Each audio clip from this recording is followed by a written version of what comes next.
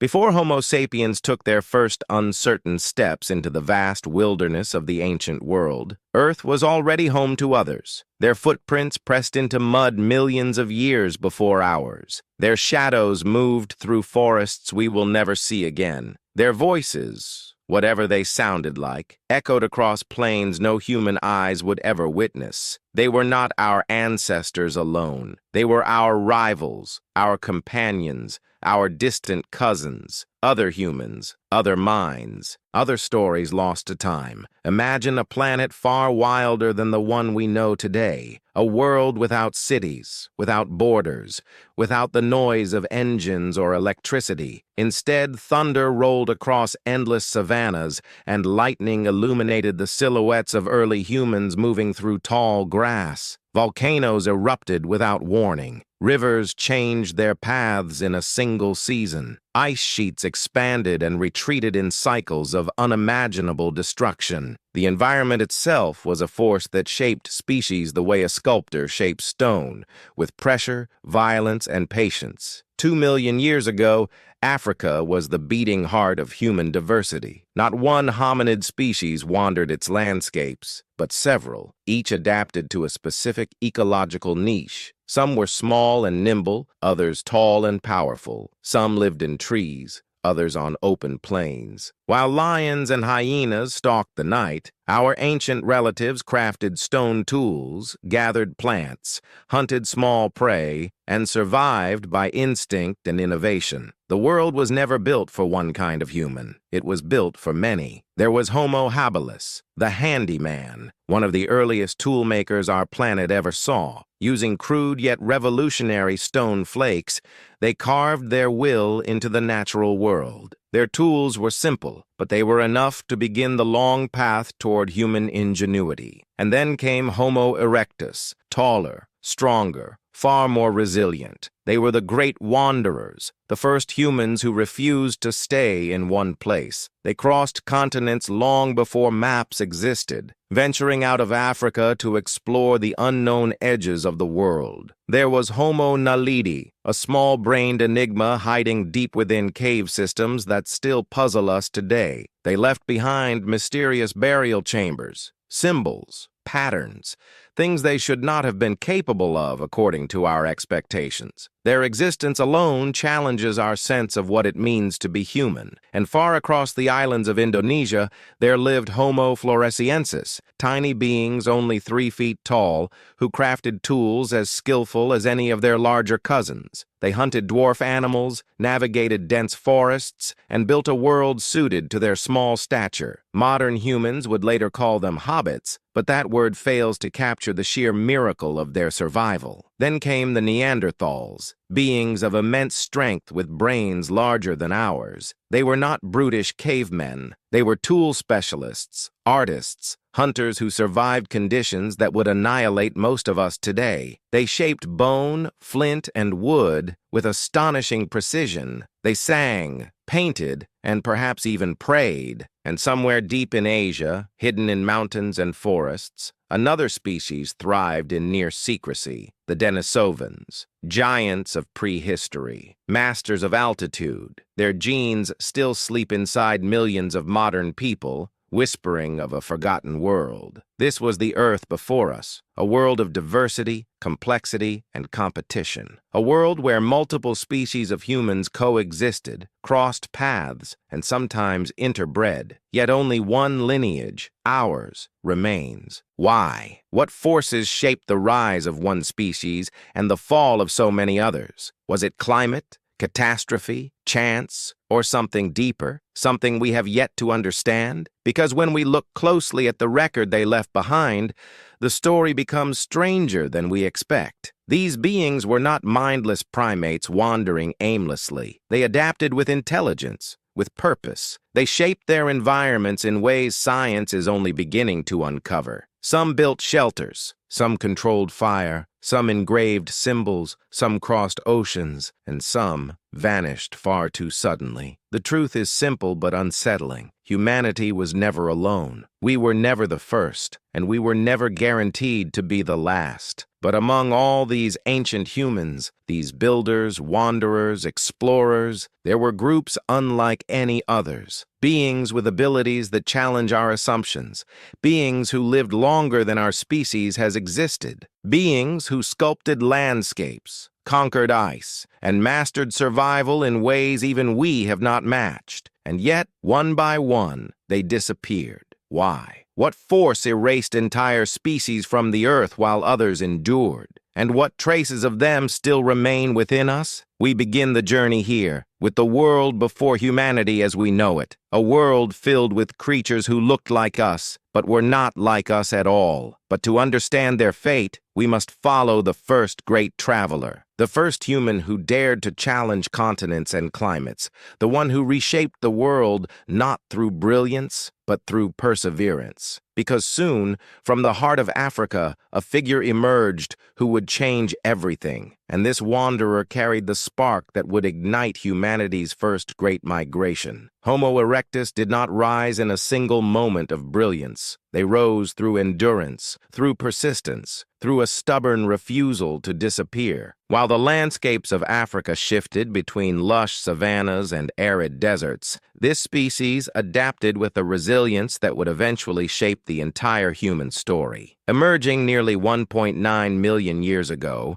Homo erectus was unlike anything that had come before. They stood taller, moved faster, and thought in ways that pushed the boundaries of early cognition. Their bodies were built for distance, with long legs, balanced hips, and a stride that could devour miles. They were not sprinters, they were marathoners. And in the wild, slow and steady often means survival. But the most remarkable transformation was not in their skeletons. It was in their minds. Erectus began to reshape their environment deliberately, not merely react to it. They discovered how to work stone with greater precision, producing tools that were sharp, durable, and versatile. Hand axes, beautifully symmetrical, carefully crafted, began appearing across Africa. These were not simple flakes struck by instinct. They were planned, designed, repeated with intention across thousands of generations. With this new cognitive ability came something even more revolutionary: the control of fire. Though debated for decades, mounting evidence now suggests that Homo erectus was the first human species to use and maintain fire regularly. Charred bones, hearth-like structures, and burned seeds in ancient camps point toward a species that understood the transformative power of flame. Fire offered warmth, protection, cooking, and a gathering place. It also altered digestion, allowing nutrients to be extracted more efficiently. In a sense, fire was a tool that changed biology itself, but fire also changed imagination. Around flames, stories could have been shared, if not in words as we know them, then in gestures, sounds, rhythms. Communication grew richer, cooperation became essential, hunting strategies improved, social bonds deepened, and over time, the horizon no longer looked like a barrier. It looked like an invitation. Erectus became the first humans to break the boundaries of Africa. They moved out in waves, crossing deserts during wet periods, climbing mountain passes, following river valleys, and reaching new lands that no human had ever seen. Fossils scattered across Georgia, China, and Indonesia reveal a species that was astonishingly adaptable. They lived in forests, grasslands, coastal regions,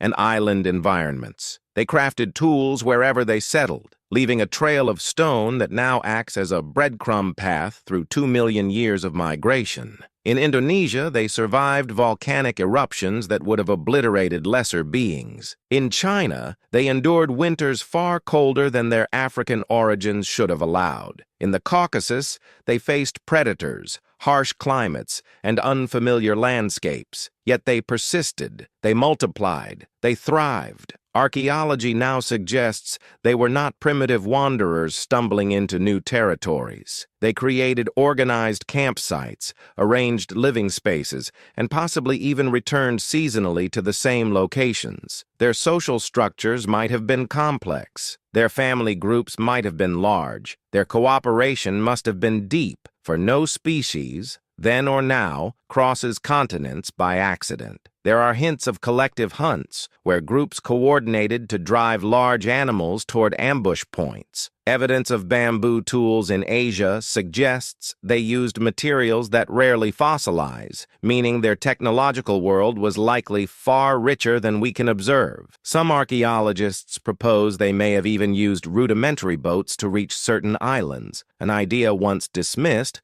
but increasingly difficult to ignore. And there is a tantalizing possibility that they possessed a simple proto-language, not fully symbolic, not poetic, but functional. Sounds paired with meaning, gestures paired with intention, a communication system powerful enough to coordinate movement, warn of danger, and teach the young how to survive. For 5 million years, Homo erectus endured. That span is longer than every human civilization combined, longer than the time separating the pyramids from today, longer than the very concept of history. They existed in a world where climate swung violently, where predators grew enormous, where survival depended on constant adaptation.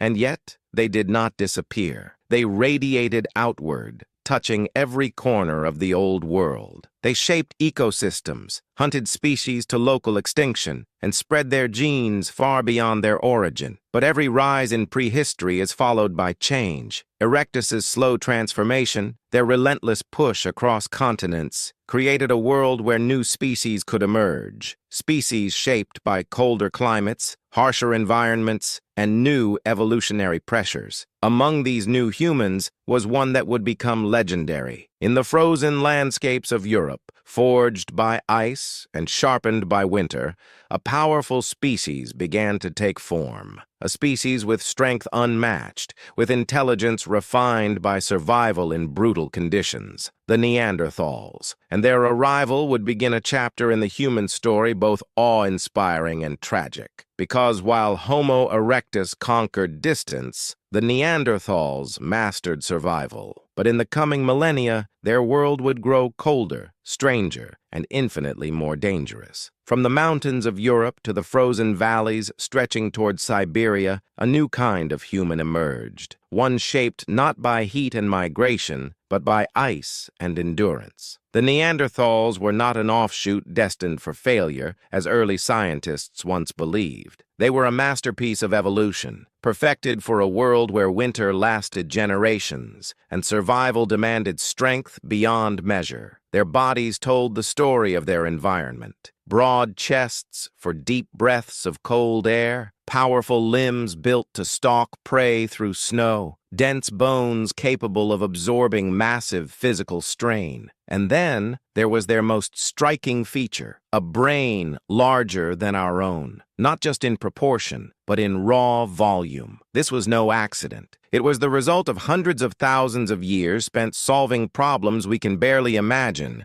navigating frozen landscapes, hunting enormous animals, and surviving climatic catastrophes that would later erase entire species. Yet despite their reputation as brutes, Neanderthals were incredibly skilled artisans. Their craftsmanship was astonishingly precise. Flint tools shaped with perfect geometry, spear points that balanced flawlessly, scrapers and blades so finely made they seem almost industrial. Their technology didn't evolve slowly as ours did. Instead, they produced generations of nearly identical tools, crafted with mastery rather than invention. This consistency wasn't stagnation, it was excellence. They knew how to make adhesives by heating birch bark in controlled, oxygen-poor environments.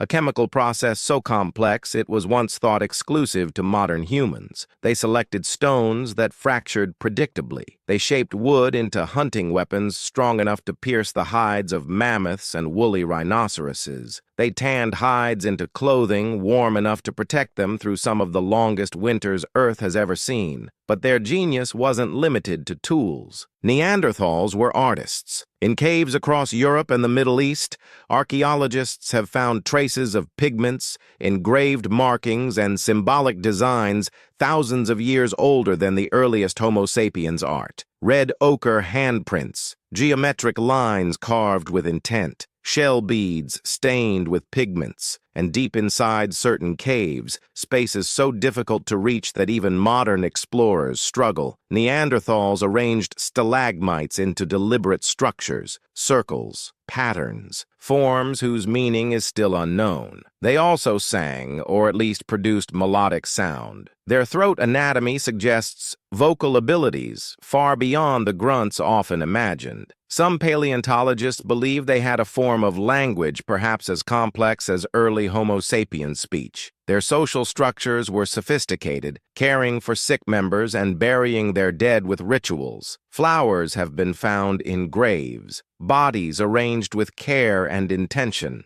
They felt grief. They felt love. They felt the passing of time. But even with all their strengths, the world they inhabited was unforgiving. The Ice Age sculpted their existence with brutal hands.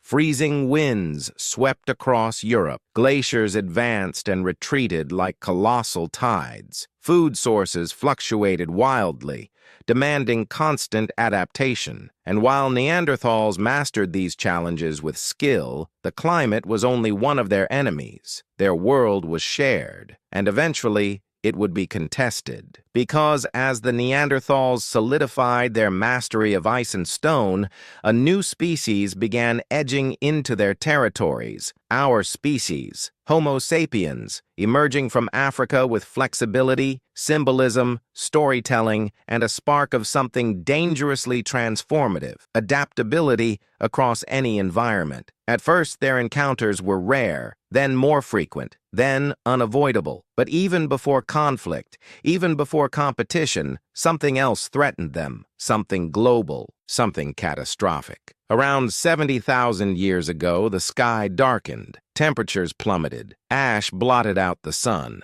volcanoes shook continents. It was an event so destructive that it reshaped every living species on Earth. This catastrophe didn't just strike one region, it rewrote the map of life itself. Neanderthals survived it, but not unchanged. Their populations shrank, their territories fractured, their ancient dominance faltered. Because the Toba super-eruption was not simply a natural disaster, it was a reset. And in its aftermath, Neanderthals were not the only species caught in the storm. Denisovans, emerging humans, and countless hominid branches felt the same crushing force. The great puzzle is this: why did a species as powerful and well-adapted as the Neanderthals decline so rapidly after such a long reign? Were they hunted, absorbed, outcompeted, or did something else happen, something far stranger than competition or climate? To understand their disappearance, we must follow the ash. We must step into the darkness that fell across the world. We must enter the long winter that nearly erased every lineage of humanity. Because what came next was the most devastating event in the entire human story. 70,000 years ago, in the region we now call Sumatra, the earth convulsed with a force beyond imagination. A supervolcano, Toba, erupted with a power unmatched in the last 2 million years. It wasn't a singular explosion. It was a planetary wound, tearing open the crust, expelling ash miles into the atmosphere, and plunging the world into a bitter, unrelenting night. The eruption was so vast that it reshaped continents. Entire ecosystems collapsed. Forests died beneath layers of suffocating ash. Rivers redirected, coasts shifted, and the climate, already unstable during the Ice Age, was thrown into chaos. The sky dimmed, the temperature fell, and for years, Sunlight struggled to reach the ground. This wasn't a volcanic winter. It was a volcanic age, and during that age, humanity came closer to extinction than at any other moment in our existence. Some scientists estimate that the global population of Homo sapiens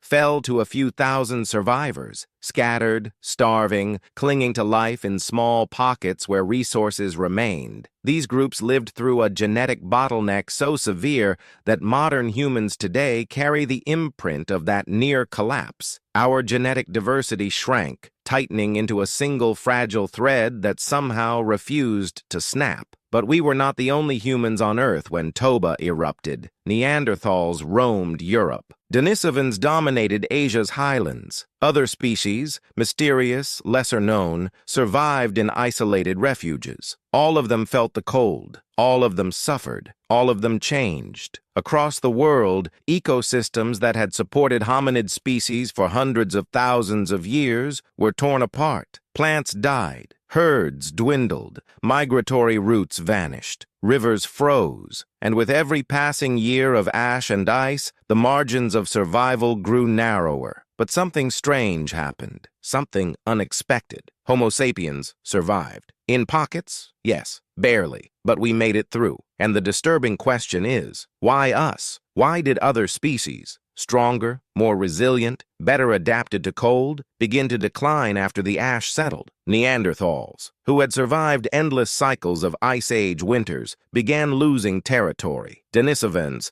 adapted to thin air and brutal climates, faded into obscurity. Even regions that should have been safe zones, lush equatorial forests, sheltered valleys, show signs of abandonment and population collapse. It is possible that the eruption destroyed more than landscapes. It may have disrupted food chains so thoroughly that only highly adaptable, highly flexible species could recover. Homo sapiens, with our ability to innovate rapidly, might have been uniquely suited to navigate this chaos. But some researchers propose something more dramatic, that Toba created the conditions for a global reshuffling of humanity. As climates shifted, Homo sapiens were pushed into new regions. Groups that once lived in isolation now found themselves migrating, merging, and interbreeding. This may have been when many lost lineages disappeared, not through violence, but through absorption. Their genes continued on, even as their cultures vanished. Still, this does not explain everything. For shortly after the Toba winter ended, another mystery rises from the archaeological record. Certain human species disappeared too abruptly, leaving behind no transitional layers, no signs of slow decline. They vanish as though erased. Was it climate, disease, competition with Homo sapiens, or a combination of forces we have yet to fully understand? Neanderthals survived the eruption, but weakened. Denisovans survived, but scattered. Other species collapsed entirely. And yet, in this grim period, in this aftermath of fire and ice, something astonishing emerged from the mountains of Siberia. A discovery so small, just a finger bone, just a tooth, yet so powerful that it changed our understanding of human origins forever. A species hidden in our DNA, unknown to science until the 21st century, began to reveal its story. A species strong, mysterious, and unimaginably adapted, the giants of prehistory, the Denisovans. And their appearance in our story would open a door to one of the greatest mysteries of all. Deep in the Altai Mountains of Siberia lies a cave so unremarkable on the outside that early researchers nearly ignored it. Snow gathers quietly at its entrance. Wind moves through its chambers with a low, hollow hum. For decades, it was simply another prehistoric shelter, a place where ancient humans might have built small fires, butchered animals, or taken refuge from the cold. But in 2010, the world learned a truth hidden inside that cave. It held the remains of a human species no one had ever seen before. Not Neanderthal, not Homo sapiens, something else. The discovery didn't begin with a skull or a full skeleton.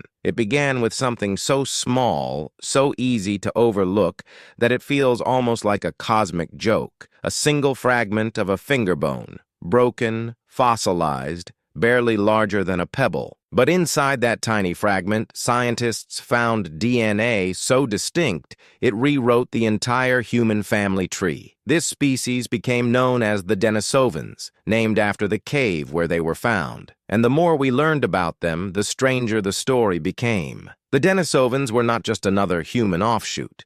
They were powerful, physically imposing beings who carried adaptations unlike anything seen before. Genetic evidence suggests they were larger, stronger, and capable of thriving in environments that would crush most humans today. Their bodies, though rarely found, hint at robust frames, wide chests, and exceptional endurance. But their true power wasn't simply in their bodies, it was in where they lived. They were masters of high altitudes, regions where the air is thin, oxygen levels plunge, and survival demands extraordinary biology. Modern Tibetans inherited a gene that allows them to breathe efficiently at high elevations. That gene did not come from Homo sapiens. It came from the Denisovans. This alone tells us something remarkable. The Denisovans lived not just in Siberia, but across vast stretches of Asia. They dominated mountain ranges, high plateaus, and remote environments where few species could survive. They may have been the first humans to conquer the roof of the world. But what makes their story even more fascinating is not where they lived, but what they left behind. Despite their strength and adaptability, the Denisovans left almost no bones, no settlements, no cities, no monumental structures. Only a few fragments remain, a tooth here, a piece of jawbone there, and yet their DNA endured. Carried in the blood of millions of people across Tibet, Mongolia, China, Australia, Papua New Guinea, and the islands of Melanesia. How can a species leave behind so little, yet influence so much? Some archaeologists now believe the Denisovans possessed advanced stone technology, similar to or possibly even more refined than Neanderthals. In certain layers of Denisova cave, researchers found jewelry made of chlorite, a green mineral carved, polished, and drilled with incredible precision. They created pendants, beads, and tools that hint at artistic expression. They worked bone into needles, suggesting they crafted clothing suited for the brutal climates they inhabited. These are not the traces of a primitive people. These are signs of a complex mind. But the greatest mystery is their sudden disappearance. For tens of thousands of years, the Denisovans thrived across Asia. They adapted to extreme cold. They survived volcanic eruptions, shifting glaciations, and environmental catastrophes. They interbred with both Neanderthals and Homo sapiens, leaving genetic fingerprints scattered across half the planet. And then they vanished. No battlefield, no mass grave, no obvious climate event that explains their extinction, just silence. Some theorists propose they didn't vanish at all, that they merged with groups of early modern humans, dissolving into the genetic tapestry of emerging civilizations. Others suggest a more troubling possibility, that their stronghold regions, mountains, high plateaus, deep caves, may have suffered catastrophes we have yet to recognize. And then there is the oldest idea of all, whispered through myth and folklore, that beings of great size, strength, and knowledge once lived among ancient peoples, teaching them how to survive, how to build, how to endure the elements. In the myths of Tibet, mountains are guarded by powerful ancestral spirits, tall, strong beings who shaped the land. In the stories of Melanesia, ancient visitors from the highlands taught early peoples. In northern Asia, legends speak of snow giants and stone people who vanished into mountains before humans spread. Are these just coincidences or distant memories of a species lost to time? We do not know. But the connection between mythology and Denisovan DNA raises a profound question. What if the first civilizers of the ancient world were not gods, but other humans. If so, their legacy is not written in stone. It's written in us. But the Denisovans were not the only forgotten humans sharing our world. Others lived in deep caves, on hidden islands, in underground labyrinths. Others crafted tools with hands smaller or larger than ours. Others may have crossed paths with Homo sapiens in ways we are only beginning to understand. Because after the giants of prehistory dimmed, the stage was set for the most mysterious chapter yet, the age of the hidden humans, Naledi, Floresiensis, Luzonensis. As the giants of the mountains faded from the world, new mysteries emerged from places no one had ever expected. Not from towering peaks or wide grasslands, but from underground chambers, remote islands, and dark pockets of the earth where time seemed to move differently. These humans were unlike the Neanderthals, unlike Homo erectus, unlike the Denisovans, and unlike us. They were remnants of a deeper past, a past that refused to disappear quietly. The first revelation came from a cave system in South Africa, buried beneath layers of stone and ancient sediment. Rising Star Cave, a labyrinth so narrow that researchers had to crawl through passages barely wider than their shoulders, held a secret waiting in the darkness. Homo Naledi. Discovered only in the last decade, Naledi shattered everything we thought we knew about human evolution. Their brains were small, shockingly small, at about 1/3 the size of ours. Yet they displayed behaviors associated with much larger-brained species. Deliberate body placement, repeated use of chambers, and what appear to be symbolic markings carved into the walls. Their hands were built for precision, their wrists for tool use, their feet for walking long distances. They lived deep underground, a place no predator reached by accident. Why would a species with such limited cranial capacity carry out what looks like ritual behavior? Why would they descend into claustrophobic darkness to place their dead? What kind of mind existed inside those small skulls? No one has an answer. Naledi may have lived just 300,000 years ago, contemporaries of early Homo sapiens. That means a small-brained human species could have shared Africa with us far longer than anyone imagined. It suggests intelligence doesn't always follow size. It suggests culture doesn't always follow evolution. It suggests the story of humanity is more layered, more complex, and more mysterious than our textbooks have ever admitted.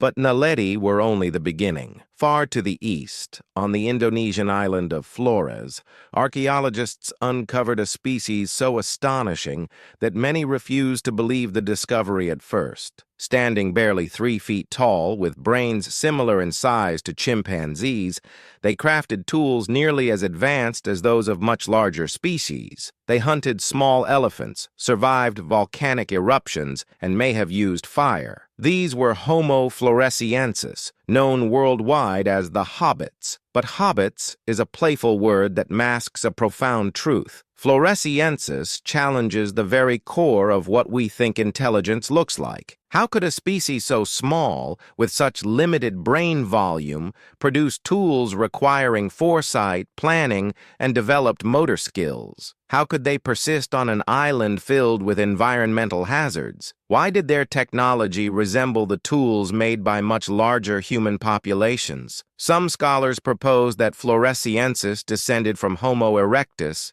and underwent island dwarfism, but their features don't fully match erectus. Others argue they represent a branch even older, a relic lineage of early Homo that survived in isolation for over 1 million years. Even more unsettling, some islanders in Flores still tell stories of small forest beings, creatures who lived alongside humans, only disappearing recently. Myths, folklore, or the fading echoes of a species that clung to existence longer than we assume. And then came the third revelation. In the Philippines, on the island of Luzon, a handful of bones revealed the presence of Homo luzonensis, a species so different from any known lineage that it seems to belong to a parallel track of human evolution. Their finger bones curved like those of much older hominids, yet their teeth showed advanced features. They lived in caves, hunted animals, and may have used tools. Yet we know almost nothing about their culture, their habits, or their fate. 3 unknown species, 3 different regions, 3 isolated worlds, all existing within the timeline of Homo sapiens. This is the part of our story that unsettles the most. We were never alone, not even close. For most of human history, the world was shared, crowded, with other minds, other hands, other ways of being human. The boundaries between species were porous. The lines we draw today did not exist then. We walked the earth with beings taller, smaller, stronger, stranger than anything we imagine today. But then, around 50,000 years ago, something changed. A shift occurred, sudden, global, unmistakable. One species began to spread with unprecedented speed, reaching Australia, Europe, the islands of Southeast Asia, and the far edges of the world. At the same time, nearly every other human species began to vanish from the archaeological record. Naledi disappeared. Floresiensis disappeared. Luzonensis disappeared. Neanderthals disappeared. Denisovans disappeared. Was this coincidence, competition, climate, or something deeper, something triggered by a transformation within Homo sapiens? What happened next in our story was not gradual. It was explosive. It was revolutionary. It was a shift in consciousness so profound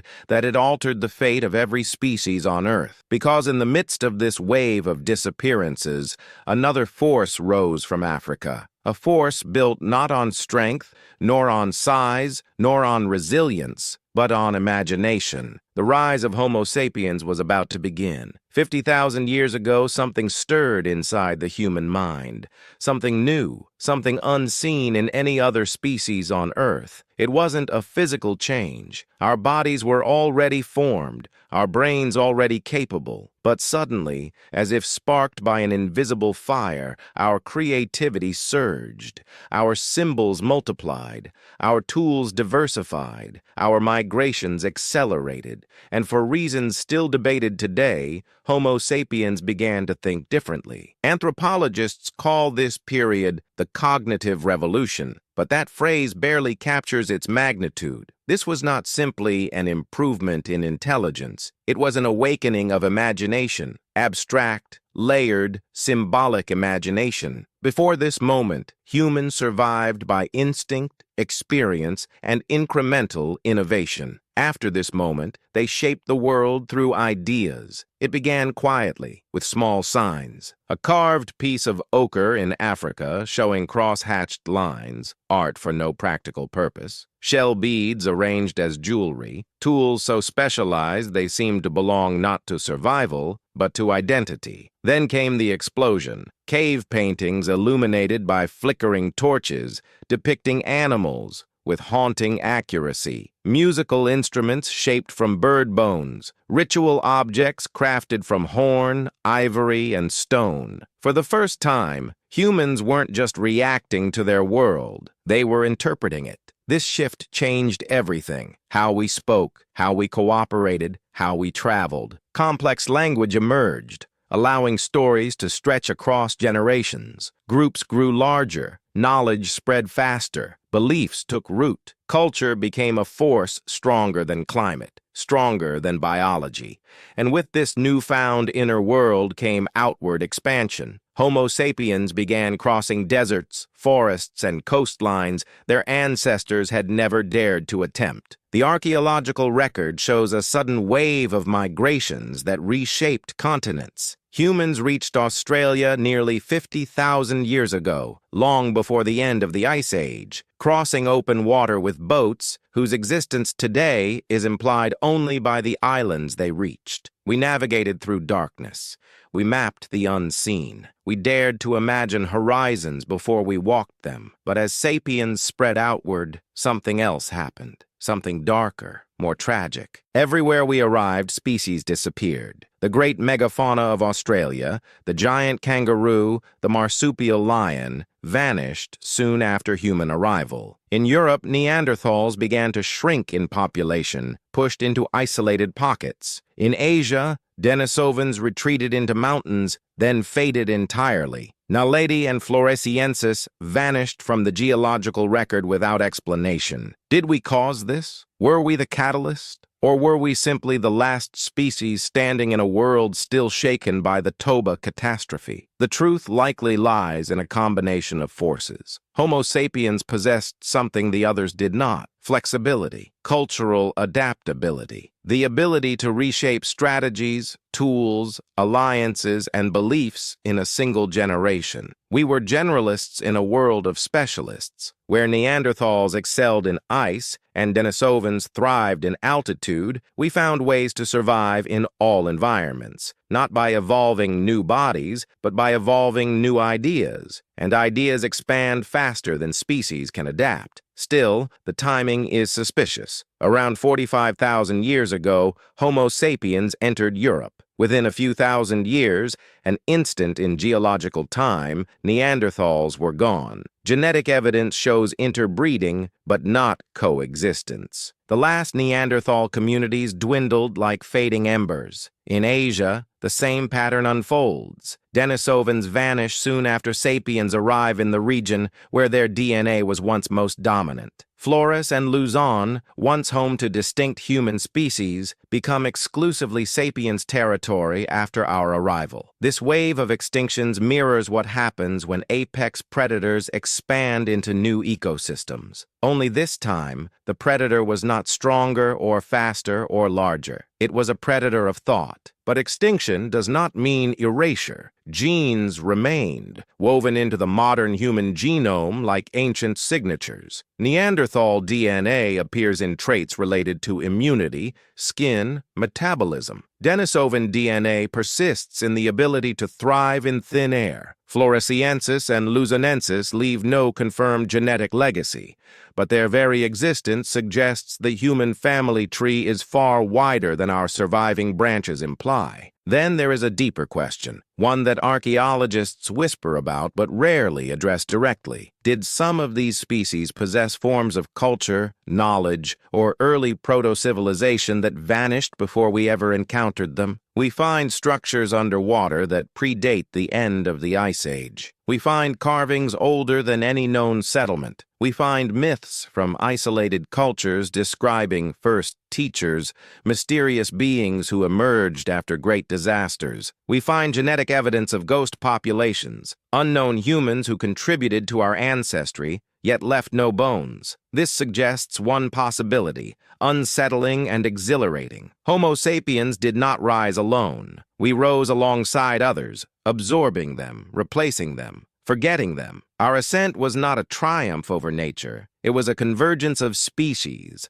a merging of lost worlds. But the cognitive revolution was only the beginning, because after this spark came something far older, far stranger, and far less understood. The possibility that before the civilizations we know, there were civilizations we have forgotten, born from humans who walked the earth before the Ice Age, reshaped everything. And as the last of the other humans faded from the world, the first hints of those forgotten cultures began to appear, buried in caves, submerged beneath seas, etched into stone older than history itself. Because the rise of Homo sapiens would soon reveal a secret even deeper than our origins. We may not have been the first to build, only the last to remember. When Homo sapiens surged across the continents, something extraordinary began to appear in the archaeological record, something that does not fit neatly into the timeline we've been taught. Artifacts older than civilization, symbols older than agriculture, structures older than the oldest cities. Evidence that suggests humanity's story did not begin in Mesopotamia or Egypt, but in a world long buried by ice, floods, and time. The traditional narrative insists civilization emerged around 6,000 years ago with farming, writing, and organized society. But discoveries across Asia, Australia, Europe, and the Americas hint at human sophistication tens of thousands of years earlier, far before the Ice Age thawed, far before rivers stabilized, far before coastlines settled into their current forms. And strangely, some of these early sites lie in regions connected genetically to ancient species like the Denisovans. Could it be coincidence? Or is it possible that the echoes of older lineages, Neanderthals, Denisovans, and others, played a role in shaping the earliest sparks of culture? Consider this. In Siberia, near Denisova Cave, archaeologists uncovered jewelry crafted with astonishing skill, stone beads drilled with microscopic precision, pendants carved from green chloritolite. These objects are tens of thousands of years older than the earliest known civilized artifacts. Could the Denisovans have produced the first luxury items? Did early Homo sapiens learn techniques from them? We cannot know, but the evidence is compelling. In Indonesia, near the regions once dominated by Homo erectus and possibly Denisovans, researchers discovered cave paintings older than 40,000 years, depictions of animals, handprints, and mythic scenes. These artworks challenge the idea that Europe was the birthplace of symbolic culture. Instead, they point to a much older, much wider origin. In Australia, indigenous rock art narrates stories of ancient beings who arrived after a catastrophic flood, beings described as tall, luminous, and knowledgeable. DNA evidence shows Australian Aboriginals carry some of the highest Denisovan ancestry in the world. Is this simply myth or distant memory? Then there are the megalithic puzzles, massive stone formations found across the globe that seem impossibly old. Yonaguni, off the coast of Japan, is one such example, a submerged complex of terraces, platforms, and geometric walls that some believe are natural, while others argue they were shaped by human hands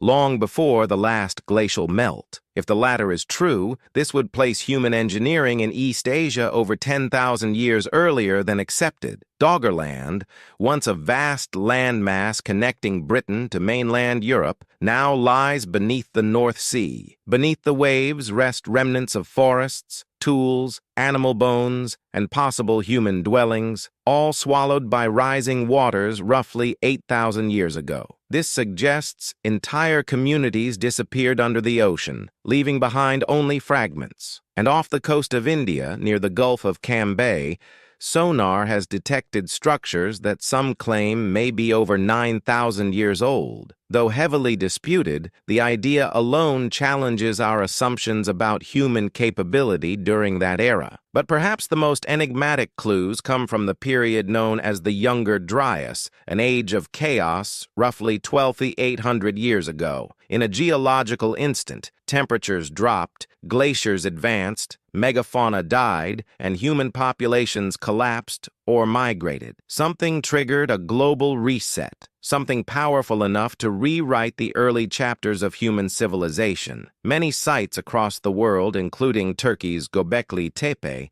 appear to have emerged immediately after this catastrophe. Göbekli Tepe, built over 11,000 years ago, features stone pillars weighing up to 20 tons, arranged in complex circles. Its builders were hunter-gatherers, yet they produced architecture more advanced than the earliest farms or towns. This suggests knowledge that arrived suddenly, fully formed, without an evolutionary precursor. Where did that knowledge come from? One theory suggests that small groups of humans survived the Younger Dryas event in scattered refugees, coastal caves, mountain valleys, island sanctuaries. When the world stabilized, they emerged with memories of what once existed, memories of lost settlements, lost art, lost technologies. They became the ancestors of what we identify as the earliest civilizing cultures. But another theory, the one whispered in myths, encoded in legends, proposes something even more intriguing, that beings from older human lineages, perhaps Denisovans or now extinct branches, played a role in teaching early Homo sapiens how to rebuild. Nearly every ancient civilization speaks of first teachers,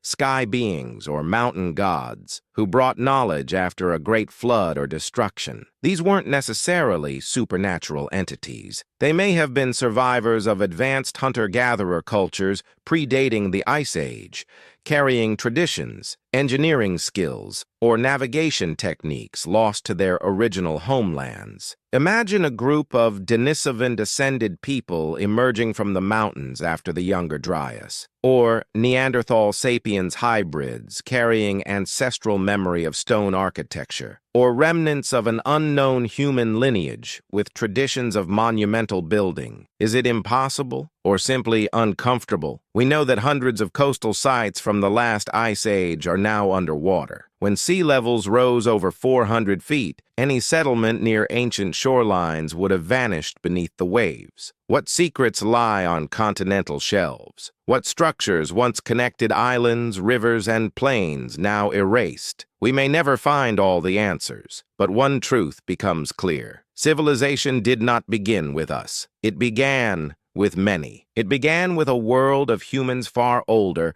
far more diverse, and far more capable than we have long believed. But to understand how much of their legacy remains, we must turn to what they left behind. Not monuments, not cities, but something more enduring. The traces of forgotten humans that still linger inside our bodies, our stories, and our myths. When a species disappears, we often imagine its legacy ending with its final breath. But extinction is rarely absolute. It leaves fingerprints, subtle, scattered, embedded in the survivors. And in the case of the lost humans who walked the earth before us, their remnants lie not in monumental ruins or preserved cities, but in something far more intimate. They live in us. The evidence is not speculative. It is scientific, genetic, undeniable. Modern humans carry within their DNA fragments of other species, ghostly echoes of ancient encounters written into the blueprint of our biology. These fragments are not random. They perform functions that influence how we think, breathe, heal, and respond to our environment. Neanderthal DNA affects our immune systems, our metabolism, even our tolerance for cold. Denisovan DNA grants some populations the extraordinary ability to breathe efficiently at high altitudes, a biological gift so specialized it could only come from a lineage adapted to mountaintop life. Other fragments, harder to classify, appear to come from unknown human species, extinct branches we have yet to identify. These ghost lineages raise unsettling questions. How many human species existed that we still know nothing about? How many civilizations rose and fell without leaving fossilized bones or preserved artifacts? How many teachers, wanderers, thinkers, and innovators vanished before history began? But genes are not the only inheritance. They left behind tools, stone blades, scrapers, spear points,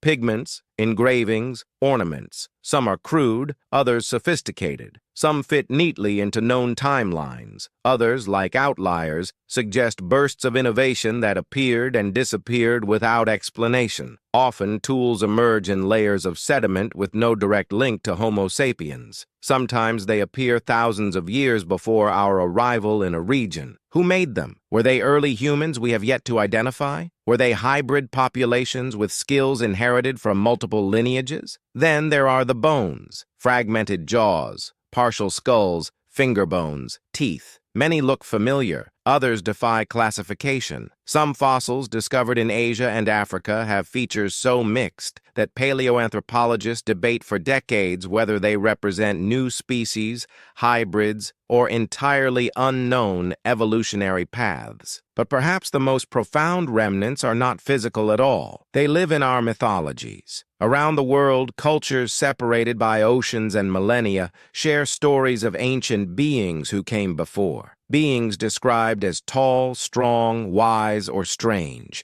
Sometimes giants, sometimes mountain spirits, sometimes luminous messengers emerging after floods or disasters, sometimes builders, astronomers, navigators. In Tibet, myths speak of ancestral watchers who lived in the high peaks. In Australia, stories tell of sky beings who taught early people after a great deluge. In the Caucasus, legends describe stone-skinned giants. In Melanesia, tales recount visitors from the mountains, strong, tall, unfamiliar. In Europe, stories linger of forest giants and ancient teachers who vanished before the Ice Age ended. Were these simply symbolic, or were they memories, distorted, exaggerated, transformed by time, of encounters with Neanderthals, Denisovans, or others. After all, our ancestors met them, lived with them, learned from them, and perhaps feared them. Even the biblical and Mesopotamian tales of giants, the Nephilim, the Apkallu, speak of beings who existed before a great flood and were wiped away, leaving only faint traces in the New World. Could those stories, too, echo the memory of humans who existed before the Younger Dryas reset? We find motifs repeated everywhere: the flood, the teachers, the giants, the forgotten people, the ones who came before. It is as though humanity carries a collective memory of other humans, neighbors, rivals, mentors, whose existence was later erased by catastrophe, climate, or assimilation. Maybe our ancestors didn't just inherit DNA from the lost species. Maybe they inherited stories, and maybe those stories traveled farther and lasted longer than the bodies that inspired them. What remains of them? Fragments, symbols, genes, myths, and something more subtle, an intuition that humanity is not a straight line, but a web, a convergence of branches, a mosaic of minds. Because humans did not emerge in isolation, we emerged in a world of others, a world filled with diversity that shaped us in ways we are only beginning to uncover. But these remnants, DNA, tools, bones, myths, are not merely fossils of the past. They are clues pointing toward a deeper truth, that the story of humanity is older, wider, and more complex than any single species could ever contain. And as we trace these threads back through time, we approach the heart of the great mystery, the one question that echoes across continents and civilizations. Who were the first humans to rise after the world reset? And what did they inherit from those who came before? The answer lies in the final chapter of this journey, a reflection not of extinction, but of legacy, not of ending, but of continuation, because the story of the lost humans does not end with their disappearance. It ends with us. But to understand the full weight of that truth,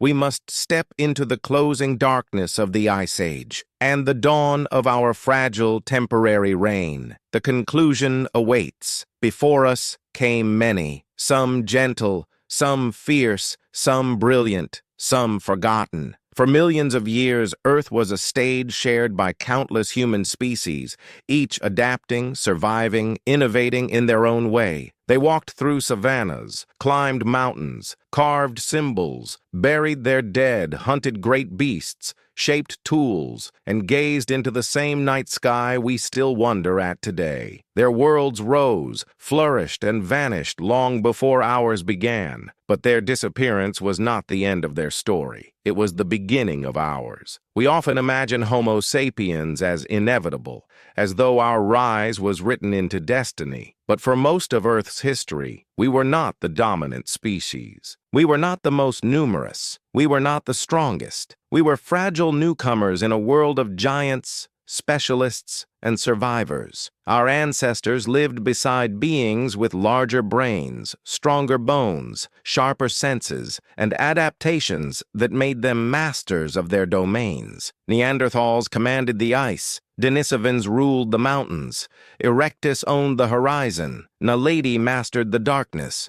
Floresiensis thrived in isolation. Luzonensis carved out survival in hidden jungles. And yet every one of them disappeared while we remained. Why? Was it intelligence alone? Creativity? Language? Luck? Catastrophe? Or something more complicated, an interplay of climate, culture, and coincidence? Perhaps our greatest advantage was not strength, nor even imagination, but flexibility, the ability to learn rapidly, cooperate across large groups, and adapt strategies in real time. Where other species specialized, we generalized. Where others excelled in one environment, we transformed every environment. Where others lived through instinct, we lived through stories, shared memories that guided our choices. But whatever the reason, the truth is undeniable. We are here because others are not. yet their legacy remains, woven into the fabric of our bodies and the architecture of our minds. Their genes strengthen our immunity. Their adaptations help us breathe. Their instincts echo in our fears. Their lessons linger in our myths. Their dreams, whatever they were, flow into the river that eventually became our consciousness. We are not the first humans. We are simply the last ones standing, and perhaps not forever, because evolution does not stop with us. Climate continues to change. Landscapes shift. Technology remakes our world faster than biology can respond. What will humans look like 10,000 years from now? 100,000? Will we still resemble the creatures who wandered out of Africa? Or will we become something new, another branch on the ever-dividing tree of our genus? And when future minds uncover the remnants of our world, buried under sediment, ash, or rising seas, what story will they tell about us? Will they see us as the builders of the first global civilization, or the architects of our own decline? Will they see us as visionaries, or as another, forgotten branch? Will they wonder why we disappeared, and what species replaced us? Every civilization imagines itself as eternal. Every species imagines it is the pinnacle of evolution. But the earth is patient, and history is long. The ones who came before us believed their world was permanent too, and now they exist only in fragments, bones, tools, symbols, whispers. Their stories almost vanished, buried beneath ice ages, drowned beneath rising seas, erased by extinction and time. But if we listen closely, if we look deeply, we can still sense them in the quiet places of the world, in the cold breath of mountain wind, in the echo of a drum beat in a dark cave, in the flicker of firelight against stone. They are not lost. They are waiting to be remembered. Because the truth is simple, powerful, and humbling. Humanity is not a straight line. It is a tapestry woven from countless threads. Threads we barely understand. Threads we are still discovering. We are the continuation of their story, not its culmination. And as long as we walk this earth, their memory walks with us. We are the last humans, for now. But the cycle continues. The earth endures, and somewhere in the silence of time, new stories are already beginning. This is not the end of our story, only the end of the first chapter. Because after the last Neanderthal disappeared into the snows of southern Europe, after the last Denisovan breath faded in the thin air of Asia's highlands, after the last small-bodied humans vanished from their island refuges, the world entered a strange quiet. A silence that lasted thousands of years.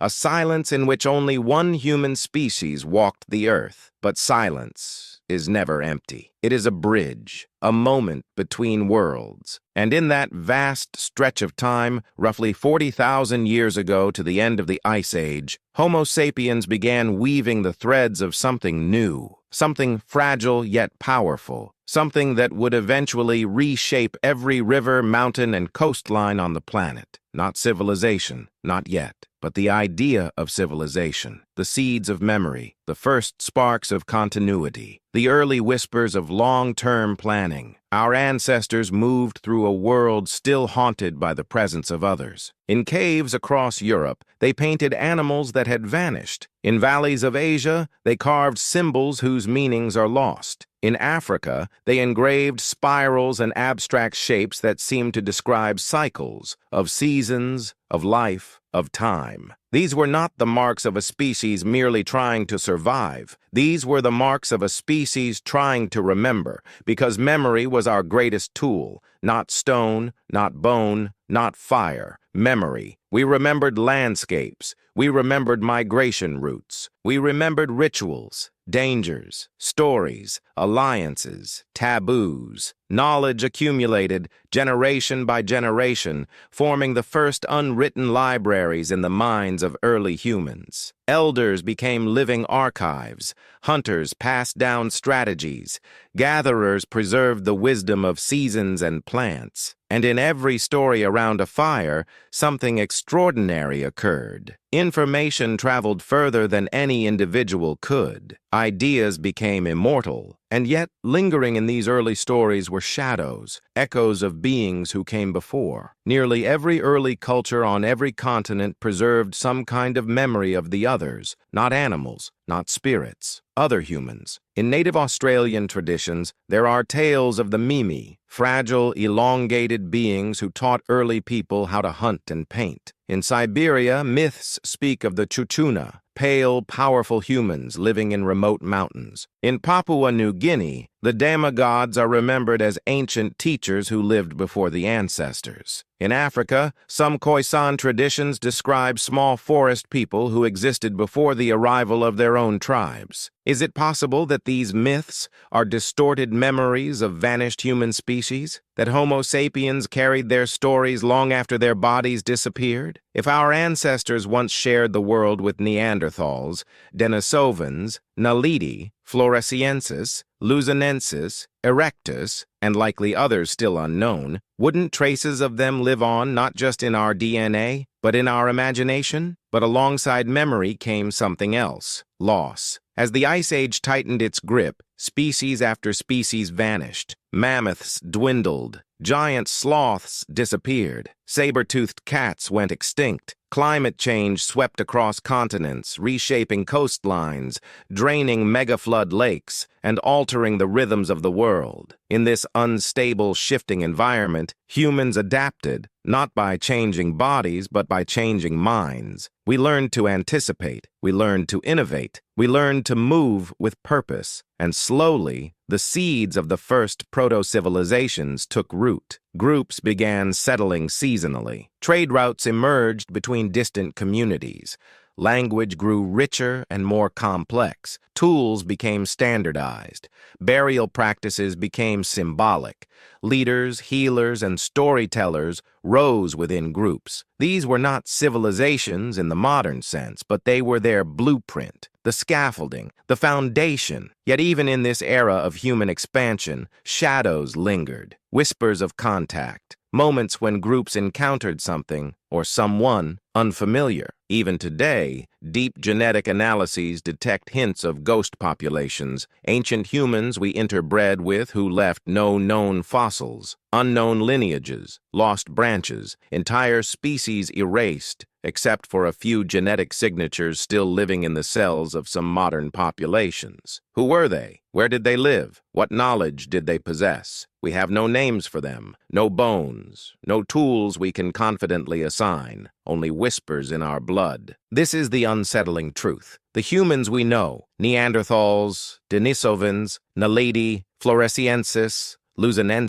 may be only the visible tip of a vast, sunken continent of forgotten lineages. Lost civilizations may not have been made by us alone. They may have been collaborative, hybrid worlds built during brief periods when multiple species coexisted and exchanged ideas. And then came the final melting, the Great Thaw, the end of the Ice Age. Coastlines surged, glaciers retreated, rivers overflowed. Entire landscapes drowned under rising seas, and with them, whatever remained of the world before us. Villages, camps, tools, art, knowledge, history, gone. The reset was complete, but the human story was far from over, because what rose from the floodwaters would become the foundation of everything we know, and humanity was about to awaken to a world transformed, one where memory alone would shape the future. When the Ice Age loosened its grip, it did not leave quietly.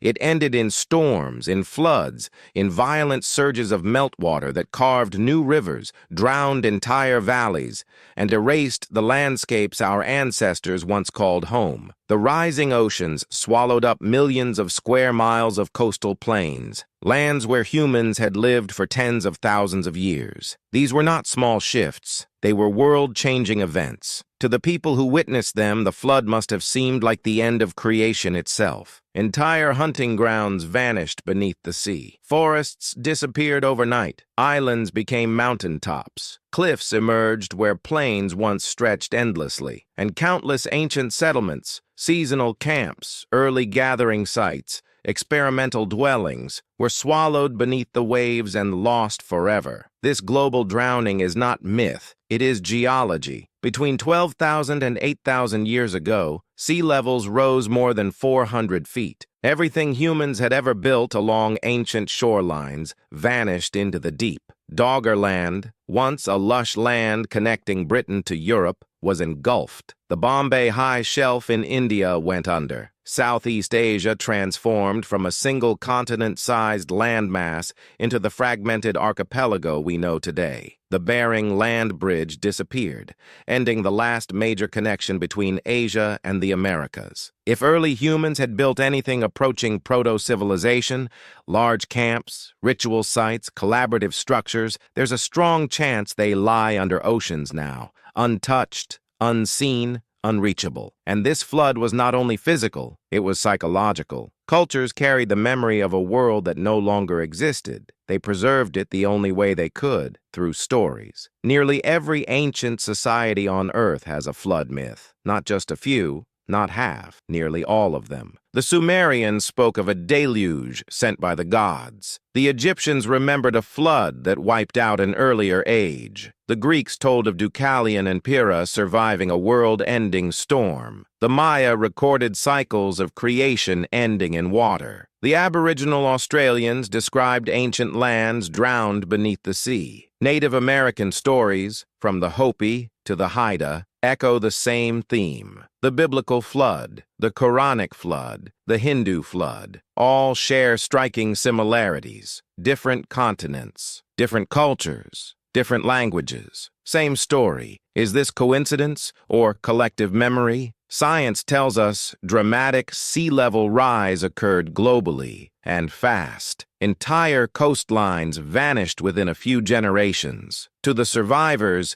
it would have felt like the world itself was collapsing. But here lies the deeper mystery. Many of these flood stories describe not just destruction, but teachers, beings who appeared after the disaster to help humanity rebuild. They brought knowledge of farming, astronomy, calendars, stonework, navigation. They instructed early tribes in survival, culture, and laws. They arrived from the mountains, from the sea, from hidden places. The Sumerians called them the Apkallu. The Hopi called them the Kachina. The Dogon called them the Namo. The Maya remembered the Itzamna. The Egyptians remembered Thoth and the Shemsu Hor. The Greeks remembered the Titans, beings from before the flood. The Polynesians spoke of long-bodied teachers who came from the deep. Every myth places these figures immediately after catastrophe, always after the reset, always at the dawn of the new world. Could these stories reflect encounters not with gods, but with survivors of older human lineages, with hybrid populations carrying memories of pre-flood knowledge, with remnant groups of Denisovans or Neanderthal sapiens mixes who endured in isolated refuges? It is possible, perhaps even likely, that cultures emerging after the Ice Age carried fragments of much older knowledge passed down through countless generations. Knowledge that appeared sudden because its origins had been drowned by time. Consider Göbekli Tepe, built over 11,000 years ago, immediately after the Younger Dryas catastrophe. It appears out of nowhere. Its builders display engineering skills far beyond anything expected of post-Ice Age hunter-gatherers. No slow progression, no developmental curve, just sudden mastery. Did its architects inherit something ancient? A memory of a world before the waters rose? The same pattern appears in the earliest megalithic sites, stone circles, ritual platforms,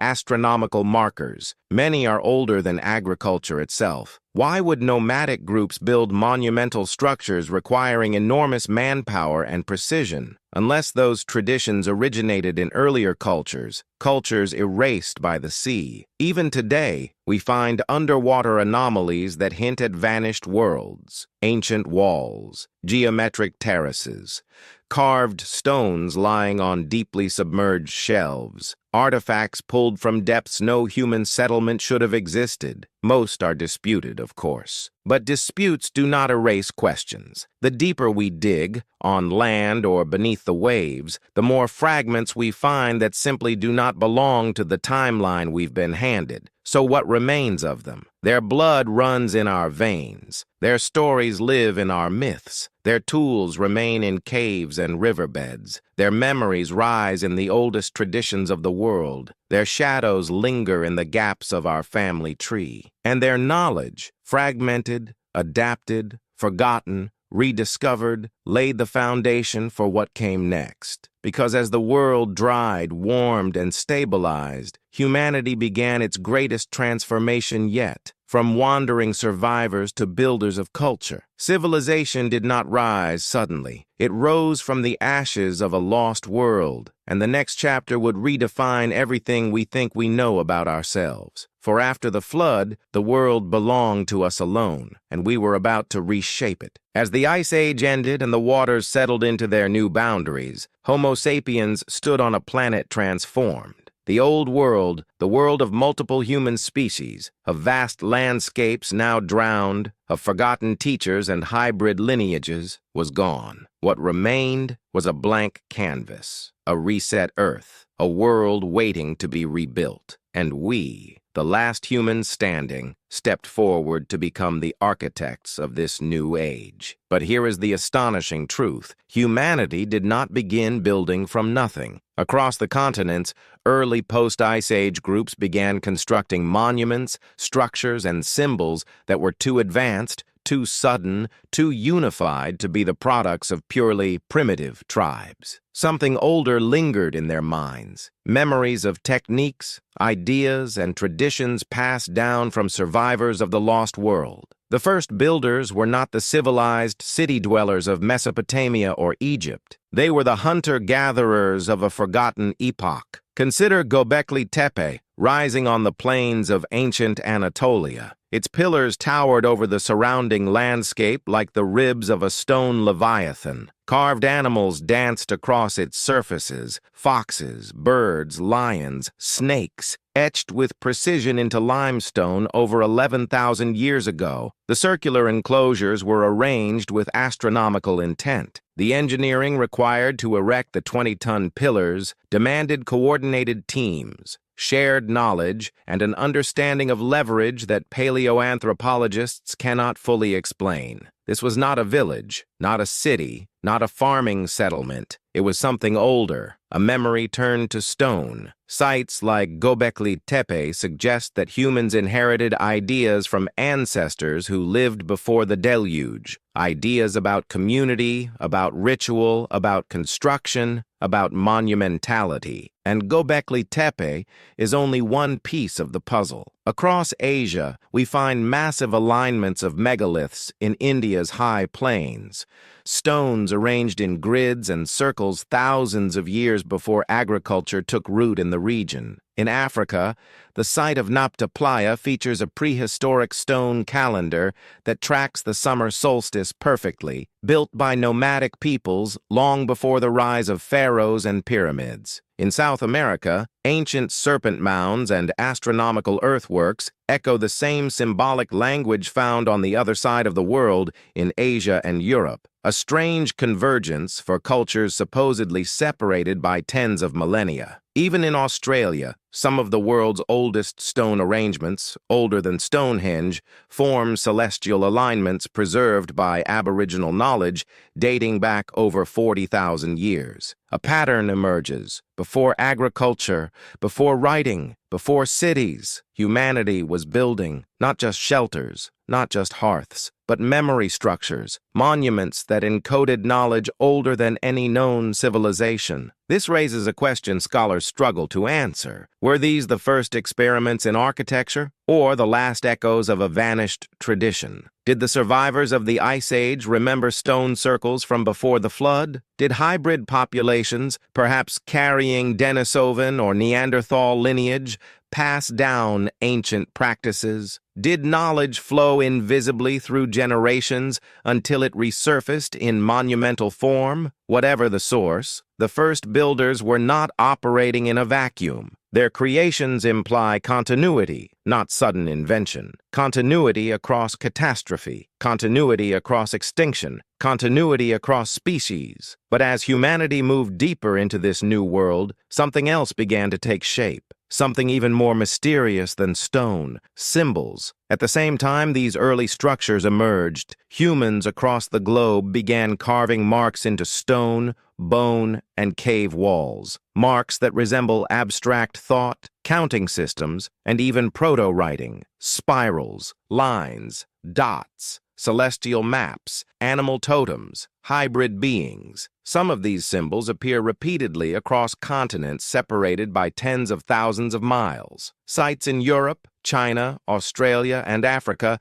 share abstract motifs, repeating forms that may represent cosmic cycles, migration patterns, or mythic memory. The same ancient language spoken in symbols. How is that possible? Many researchers argue for convergent evolution of ideas. But there is another theory, one rarely spoken aloud, that humans inherited a symbolic tradition from an older lineage, a lineage that once spanned much of the old world before the final flood scattered its remnants, a lineage whose stories became the origin myths of later civilizations. The first builders were not just constructing monuments, they were preserving memory, and memory, no matter how fragmented, cannot exist without teachers. Yet if teachers existed, their origins have been erased. No bones, no cities, no written records, only echoes. And those echoes grew louder as humanity transitioned from scattered groups to stable settlements. Agriculture emerged, communities expanded, ritual centers evolved into villages, then towns, then proto-cities. By 9,000 years ago, in the drying plains of the Near East, humans were shaping clay for the first time. By 7,000 years ago, they were building longhouses in Europe.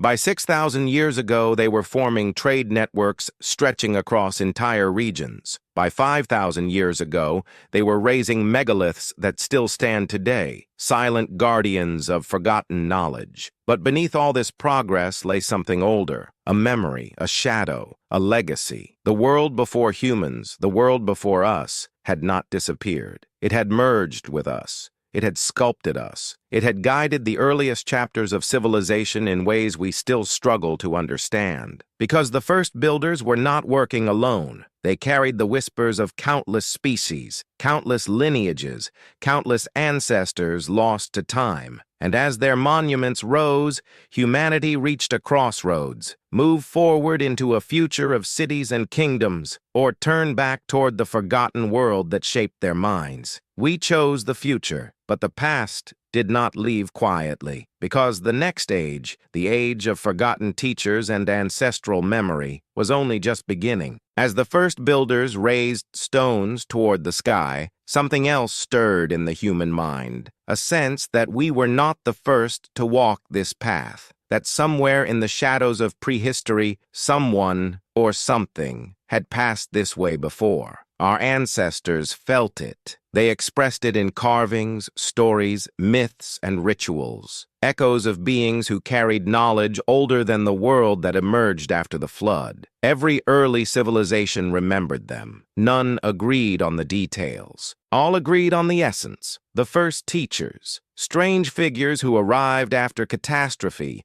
who guided early humans in the arts of survival, agriculture, astronomy, architecture, and law. They appear in our oldest myths not as gods in the supernatural sense, but as elevated beings, hybrids of humanity and mystery, tall, luminous, wise, powerful, sometimes depicted as giants, sometimes as pale wanderers, sometimes as mountain spirits, sometimes as people of the sea. Who were they? The Sumerians called them the Apkallu, 7 sages who emerged from the primeval waters after a great flood. They taught writing, mathematics, irrigation, and medicine, then returned to the deep. The Egyptians spoke of Thoth, the bringer of knowledge, and the Shemsu Hor, the followers of Horus. mysterious beings said to have ruled Egypt long before its dynasties. The Greeks remembered the Titans, ancestors of the gods,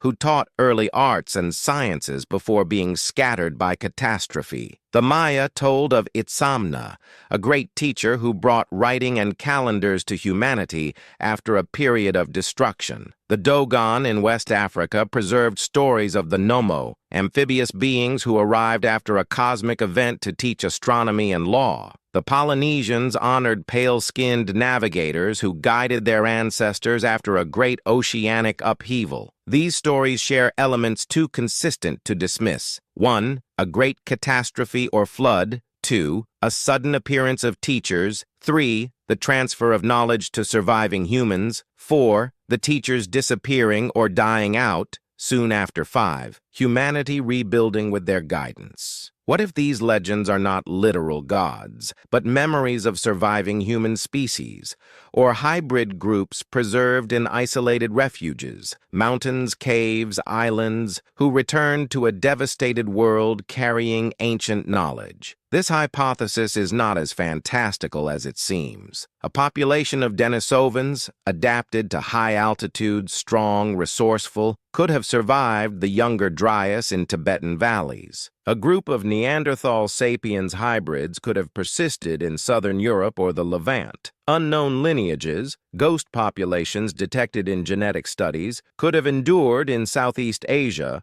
or Oceania. When the floods receded and the climate stabilized, these remnants might have emerged into a world filled with scattered, traumatized groups of Homo sapiens, humans who had lost most of their knowledge and social structure. Imagine the impact. A tall, powerful Denisovan descended group emerging from the mountains, carrying older construction techniques, astronomical understanding, or ritual practices. A remnant Neanderthal group with deep knowledge of stoneworking, demonstrating new forms of flaking and carving. A hybrid population, culturally advanced, yet biologically distinct, encountering early post-flood humans and sharing their traditions. To those emerging from catastrophe, these beings would have seemed divine, larger than life, survivors of an earlier age, not gods, the last echoes of a lost humanity. But like all echoes, they faded. Why? Because hybrid populations were always small, because isolation weakened diversity, because climate continued to shift, because Homo sapiens, with explosive population growth and adaptive culture, expanded into every available region. The teachers may have guided us, but they could not outlast us, and yet their knowledge remained. In architecture, in astronomy,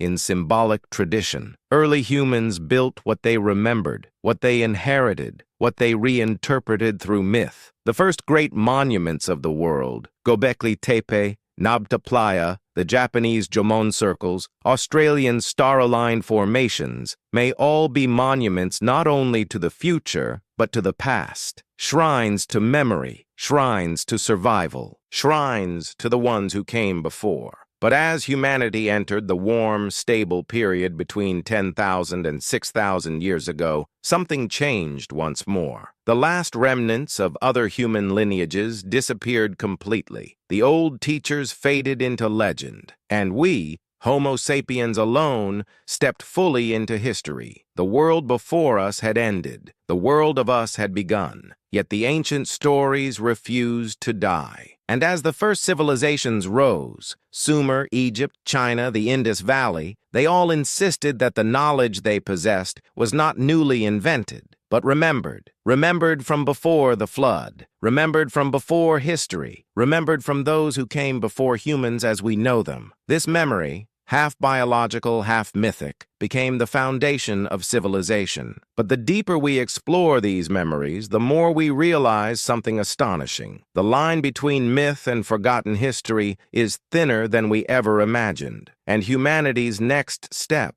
the birth of true civilization, would not erase the past, but illuminate it. Because before cities rose from clay, before kings claimed divine ancestry, before writing carved permanence into time, the ancient teachers left something far more profound, a blueprint for the human future. And in the next chapter, that blueprint would come to life. As the warmth of the Holocene spread across the world, humanity found itself standing at a threshold unlike anything our species had ever experienced. For the first time in over 2 million years, the planet was stable. No vast ice sheets advancing, no sudden freezes shaking ecosystems apart, no catastrophic volcanic winters. The Earth had entered a rare moment of calm, and in that calm, memory awakened. It was as if the collective knowledge of tens of thousands of years, stories whispered in caves, rituals around ancient fires, lessons handed down from forgotten lineages, suddenly converged. Ideas that had once existed only in fragments began to take shape. Scattered symbols grew into systems. Seasonal camps became permanent sites. The first seeds planted in fertile soil sprouted into the earliest farms. Civilization did not begin with invention. It began with remembering. We often imagine that farming, writing, architecture, and astronomy were born from human brilliance in a single generation. But archaeology suggests the opposite. These developments appeared rapidly and simultaneously across regions separated by thousands of miles with no clear line of transmission. How did such breakthroughs emerge so suddenly? Perhaps the answer lies not in innovation, but in recollection. Consider the Fertile Crescent. Around 10,000 years ago, humans in this region transitioned from foraging to farming almost overnight. Wheat and barley, plants domesticated with complex processes, appear in the archaeological record with surprising maturity. This suggests prior experimentation, perhaps thousands of years earlier, in regions now lost beneath the Mediterranean and Persian Gulf. Then there is Çatalhöyük, one of the world's earliest proto-cities. Built over 9,000 years ago, it displays murals, symbolic shrines,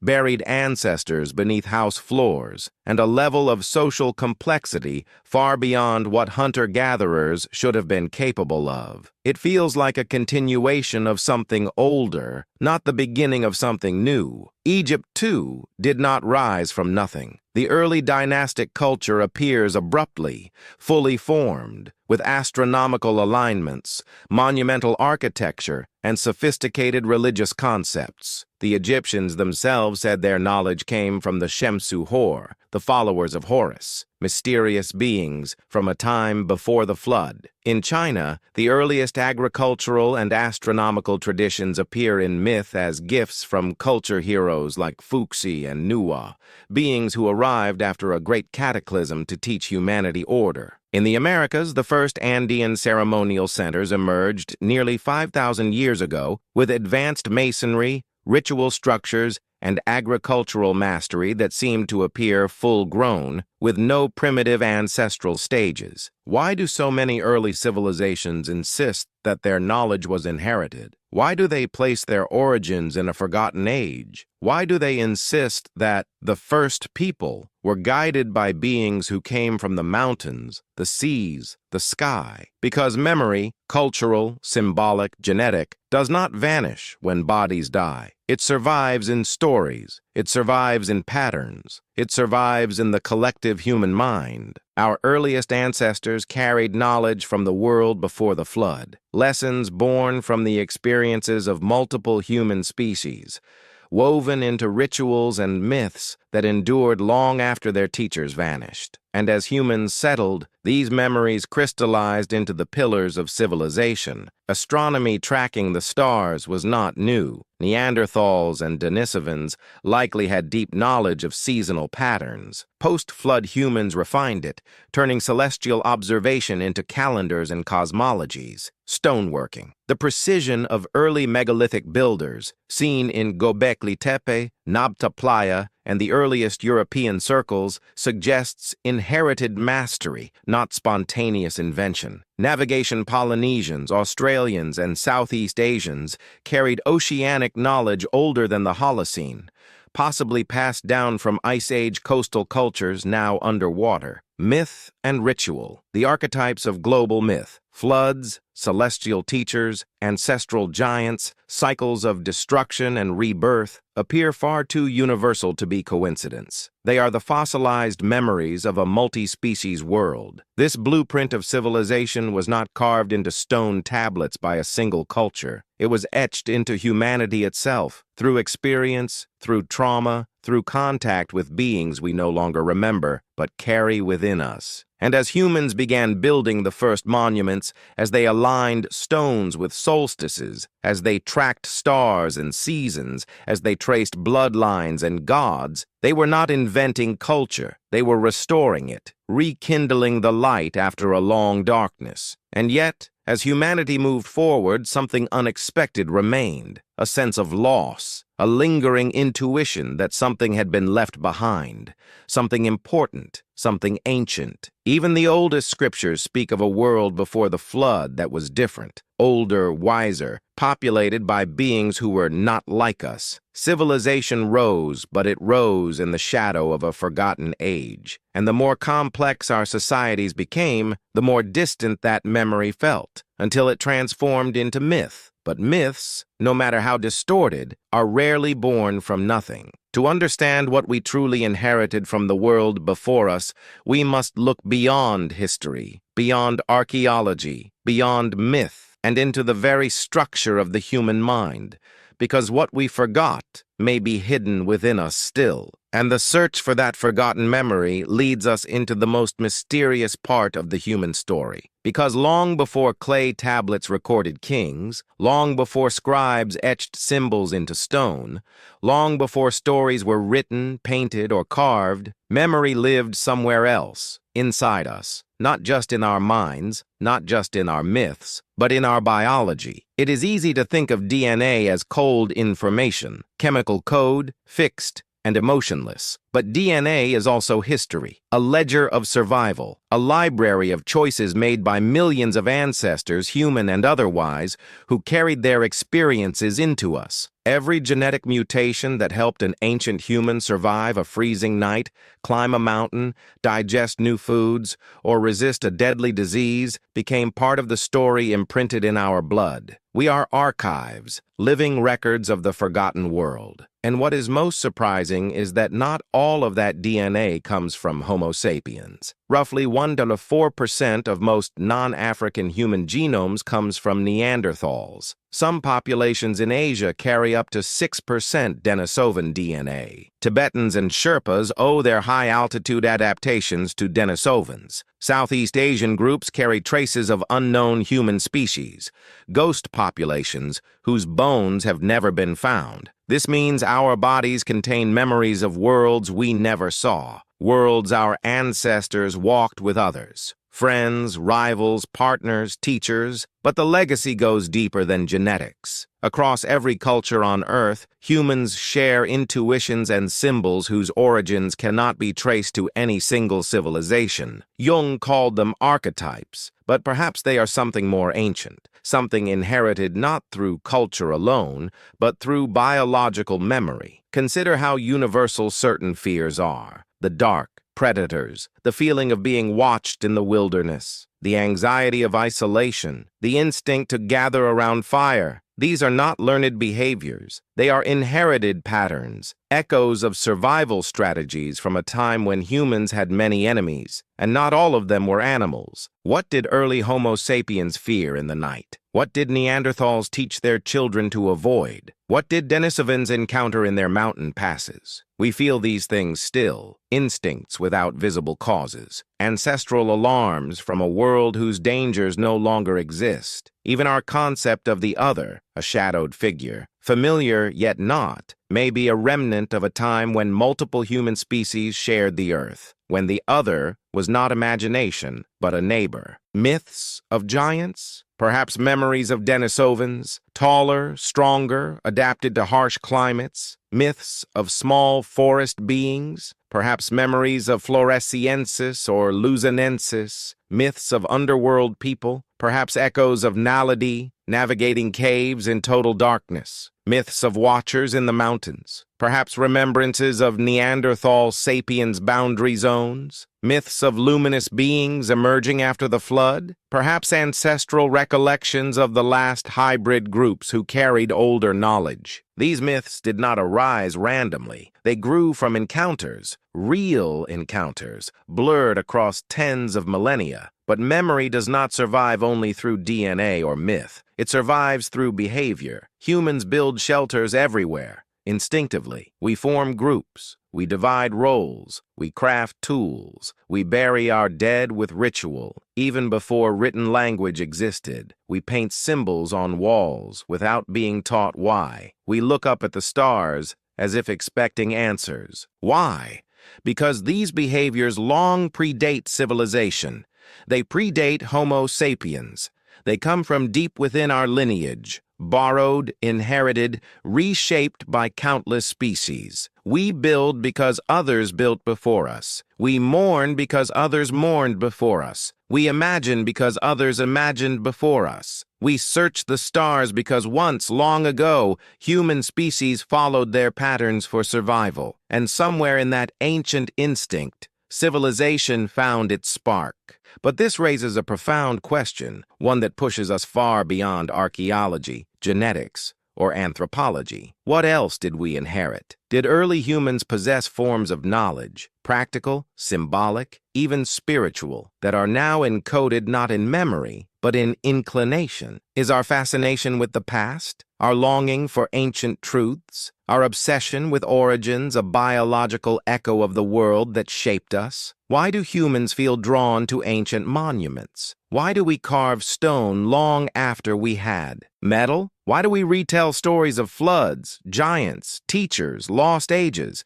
Because somewhere within us, something remembers. We may not recall faces, names, or languages, but we remember patterns. We remember fears. We remember awe. We remember lessons written into our species, not by civilization, but by survival in a world where we were not alone. And yet the most haunting truth remains. We carry fragments of extinct species in our bodies. We carry echoes of lost worlds in our dreams. We carry myths that stretch back to beings we no longer recognize. But if memory lives within us, then perhaps the ancient world is not as lost as we think. Perhaps its final chapter has not been written. Perhaps its last message is waiting, buried in the past, hidden in the earth, submerged beneath the seas. Because the closer we look at the early days of civilization, the more we see something strange. Humanity did not rise in ignorance. We rose with knowledge we shouldn't have had. And to understand why, we must step into the mysteries of the first true civilizations and the shadows that linger behind their earliest monuments. The truth becomes stranger from here, because as we follow humanity from scattered tribes into the dawn of civilization, we encounter a pattern that defies logic, a pattern repeating across continents, across cultures, across oceans, as though the earliest civilizations were not inventing, but remembering. The closer we look at the first cities, temples, and monuments ever built,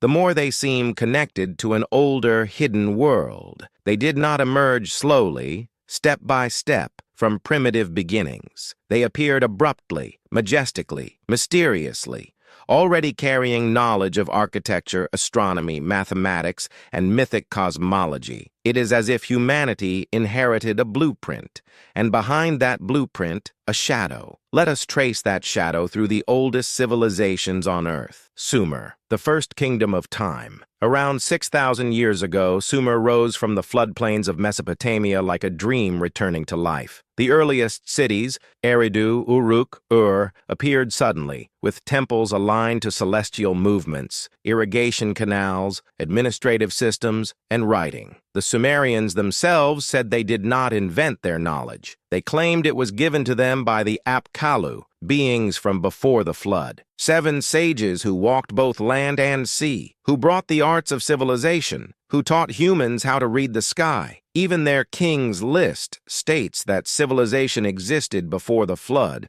ruled by beings who reigned for tens of thousands of years. Myth? or a distant, distorted memory of long-lived hybrid humans, or of lineages whose time felt mythical to later generations. Egypt, the inherited kingdom. Egypt, too, emerged suddenly, its earliest dynasties built with precision and complexity unmatched until thousands of years later. The ancient Egyptians insisted that their knowledge did not begin with them. They spoke of the Zep Tepi, the first time, an era before the world was reset, when divine beings walked the earth. They described the Shemsu Hor, the followers of Horus, who ruled before the pharaohs. They also claimed that their ancestors survived a flood, guided by gods who came from the mountains or the sky. Why would two of the world's oldest civilizations insist their origins lay before a global catastrophe? China, the builders of memory. In China, civilization appears with guiding figures like Fuxi and Nuwa, beings who emerge after a great flood to teach early people writing, medicine, farming, and order. The Xia dynasty, China's first legendary kingdom, begins with Yu the Great controlling floodwaters after a disaster. The Chinese flood myth is almost identical to the Sumerian, the Egyptian, the Mayan, the Greek. Different continents, same story. The Indus Valley, the hidden engineers. The cities of Harappa and Mohenjo-Daro, emerging around 4,500 years ago, display standardized weights, drainage systems, and urban planning far beyond what is expected for their time. And yet, they left no palaces, no grand temples, no signs of a ruling elite. It is as though they inherited a system that functioned so well it needed no kings to maintain it. Where did that knowledge come from? The Americas, civilizations from nowhere. In the Andes, the earliest ceremonial centers, Caral, Sechin, Chavin, appear suddenly with monumental architecture and complex iconography. In Mesoamerica, the Olmec civilization emerges with colossal stone heads, advanced craftsmanship, and astronomical knowledge. According to indigenous traditions, their wisdom came from the first people, the ones who survived an earlier world. The Maya, too, insisted their ancestors received knowledge from beings who lived before the last destruction of the world, a destruction often described as a flood. Australia, the oldest memory on Earth. Aboriginal Australians carry oral traditions stretching back at least 40,000 years. Many of these stories describe rising seas, drowned coastlines, ancient beings who lived before the waters consumed the land, and sky teachers who shaped the early world. Genetic evidence shows high Denisovan ancestry in some Australian groups, suggesting that these myths may preserve literal memories of encounters with other human species. Taken together, these patterns form a single, impossible conclusion. Civilization did not begin from zero after the Ice Age. It began from fragments of a world that came before. Knowledge survived through memory. Memory survived through myth. Myth survived through blood. But what about the shadows behind these memories? What about the beings described as tall, strong, wise, or strange? Helpers who vanished after catastrophe. Were they gods, spirits, imagined ancestors, or were they simply different humans? The last remnants of extinct species, Neanderthal, Denisovan, Naledi, Floresiensis, or unknown lineages, who survived the cataclysms long enough to guide early Homo sapiens. If so, then humanity's rise was not a solo journey. It was a merger, a convergence, a mosaic of knowledge passed across species, a shared inheritance. And this raises another fascinating possibility. What if some lineages persisted far longer than the archaeological record suggests? What if small groups of non-sapiens humans survived into the early days of civilization, only to vanish gradually, absorbed genetically or culturally, or pushed into extinction as our numbers exploded? Ancient legends often describe early humans interacting with other tribes, forest dwellers, mountain giants, tiny people, cave spirits. These may be distorted echoes of real encounters with the last members of vanished species, encounters that shaped culture, myth, and identity. But as civilization grew, the shadows faded. Homo sapiens became dominant. The The last teachers disappeared. The last memories turned to myth. The last traces sank beneath the weight of time. And yet, something remained. Something powerful, invisible, unbroken. Our longing to remember. Because deep within every human culture lies a persistent belief that something came before us. Something greater, something lost. And perhaps that belief is not superstition, but memory, ancestral truth whispering across tens of thousands of years. But now we face the final step in this journey. If humanity inherited the blueprint of civilization from a forgotten world, what else have we inherited? To answer this, we must look not to stones or bones, but to ourselves, to the consciousness that makes us human. For the final secret of the lost species is not in the past, but in the mind that still carries them forward. Because if we inherited the blueprint of civilization, the instincts of survival, the fragments of DNA, the echoes of myth, then surely we inherited something deeper still, consciousness, not the biological ability to think, but the shape of thought itself, the architecture of the human mind, our fears, our intuition, our imagination, was forged not by Homo sapiens alone, but by the countless human species that came before. Their shadows live inside us, not as literal memories, but as instinctual patterns, ghosts of thought that rise without explanation. Consider the strange phenomena shared across all human cultures. We dream of falling. We fear the dark. We see figures at the edge of firelight. We imagine giants, spirits, watchers, ancestors. We feel awe toward mountains and oceans. We instinctively build circles of stones, of people, of memory. We draw symbols that no one taught us. We see faces in the void. Why? Because the mind of Homo sapiens is not purely sapiens. It is a mosaic, an inheritance woven from ancestors we no longer see. Inside our thoughts are Neanderthal instincts,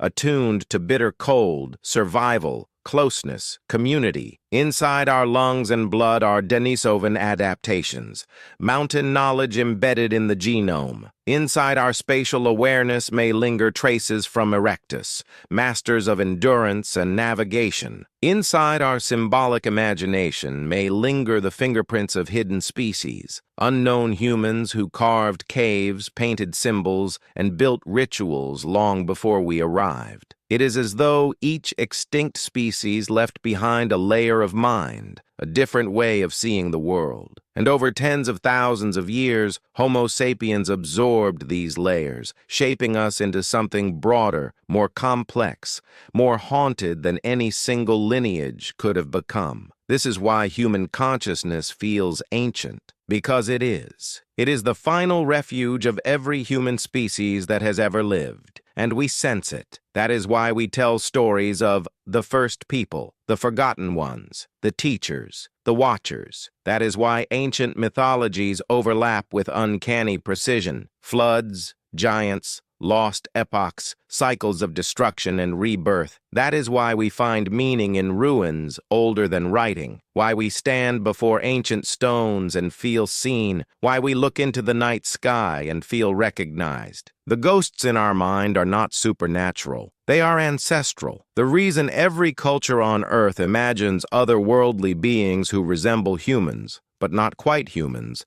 is because we once lived among humans who were not quite us. We remember them, not consciously, but in dreams, in intuition, in the architecture of myth. Consider the universal archetype of the stranger who arrives from the mountains or the visitor from the sea, pale, tall, wise, bearing knowledge after catastrophe. This pattern repeats too consistently to be dismissed. It is encoded in our deepest stories, our earliest religions, our oldest symbols. Perhaps these teachers were the last remnants of hybrid groups. Perhaps they were survivors from isolated refugees, descendants of Denisovans or Neanderthal sapiens mixtures who carried ancient traditions. Perhaps they were simply different humans, adapted, resilient, mindful, passing on their wisdom before vanishing forever. And perhaps the reverence we feel toward these stories comes from something very real, the recognition of our origins. Modern humans are not the product of a single lineage.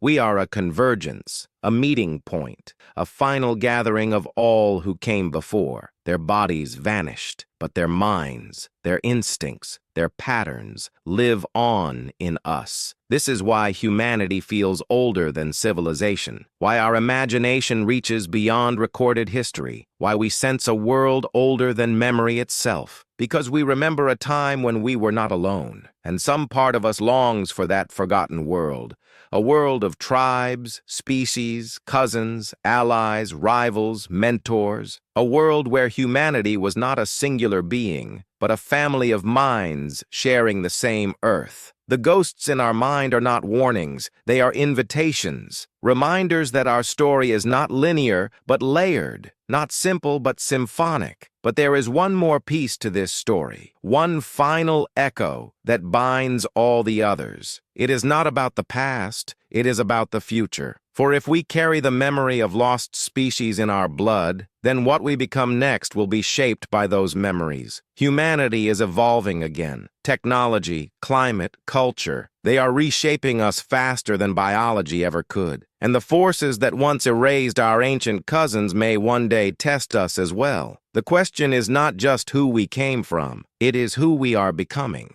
and whether we too will be remembered only as echoes in the minds of future beings. To answer that, we must step into the next mystery. What does the world before humans tell us about the world after us? And what legacy will we leave behind? The final revelation approaches, because if the world before us teaches anything, it is this. No species, no matter how intelligent, how adaptable, how widespread, is guaranteed permanence. The earth remembers all who came before, and it will remember all who come after. Every vanished human species believed their world would last. Neanderthals survived Ice Age cycles for hundreds of thousands of years, longer than our entire history as Homo sapiens. Homo erectus lived for nearly 2 million years, 10 times longer than every civilization combined. Denisovans thrived in brutal heights we still struggle to conquer. Naledi survived deep in labyrinths of stone. Floresiensis dominated isolated islands.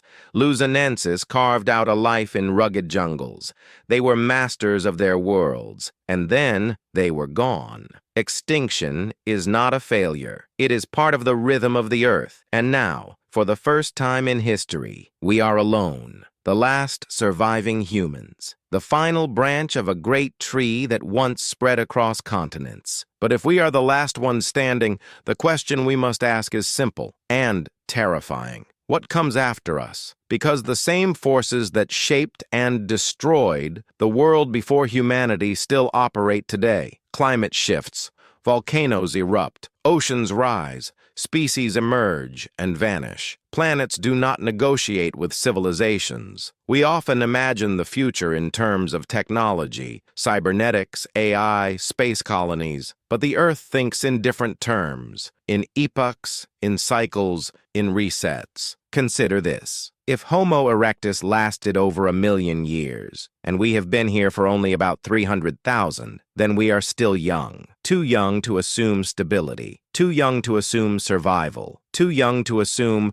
we will not join the others in the fossil record. But what is extinction, really? Is it an ending or a transformation? Homo erectus did not vanish entirely. Some of their genes may live on in us. Neanderthals did not vanish entirely. Up to 4% of their DNA endures. Denisovans live on in the high-altitude breath of Tibet and in the blood of Melanesia. Species disappear, but fragments of them linger. Echoes, threads, memories. What if the same fate awaits us? Perhaps humanity will not simply vanish. Perhaps we will change, split, merge, hybridize, evolve into forms we cannot yet imagine. Perhaps future humans will look back at us the same way we look back at Neanderthals, as the last step before something new. Or perhaps the world after us will be shaped by beings we create. Machines, hybrids, new species born from genetic engineering,